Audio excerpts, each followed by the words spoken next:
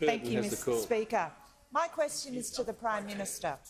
Will the Prime Minister inform the House how the Morrison government is ensuring it gets the balance right on the health and economic challenges of the COVID-19 pandemic as we build our comeback from the virus and its effects? The Prime Minister. Well, thank you very much, Mr. Speaker, and I thank the member for Curtin for her question. And can I welcome the new member for Groom to the chamber, Mr. Speaker, here for his first question time. It's great to have him here with us.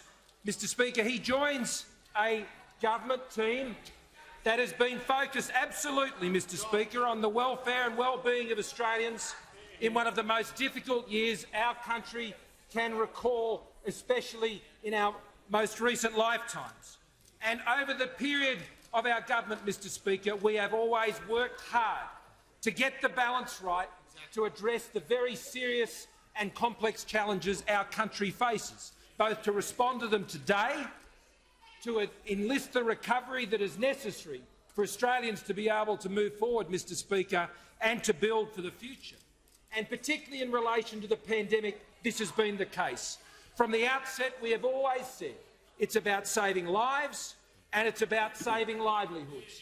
And, Mr. Speaker, this is a twin goal that has now been taken up around the world as seeing absolutely the balance necessary to manage the impacts of this global pandemic, whether here in Australia or anywhere else. Mr. Speaker, our economic recovery is dependent upon the platform that has been built of our health response, a health response done in partnership with the states and territories, with specific measures to support the states and territories in building up their health capability and response. Significant amongst those, Mr. Speaker, has been the priority our government has placed on supporting the mental health of Australians with the additional measures that were brought into place.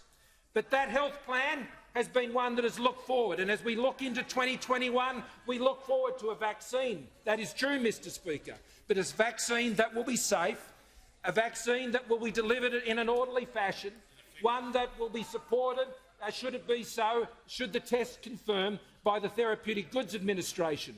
So we will move swiftly, but we will move safely, and we will continue to protect the health interests of Australians by ensuring we manage those issues in a balanced way to get it right on the ground so Australians can be confident in the vaccine program that we have invested in so heavily and will be delivered next year, subject to those approvals. But on the economy, Mr. Speaker, the opposition should be pleased to know that the comeback is underway. The comeback is underway, Mr. Speaker. The recovery plan that we outlined in the budget is working, Mr. Speaker. But there is a long way to go. There is a long way to go. And our focus, Mr. Speaker, is not just the 80% of Australians who found their way back into a job, to see their jobs being restored, but the 20% and more, Mr. Speaker, of those we would like to see come back into the labour force. The Prime Minister's time has concluded.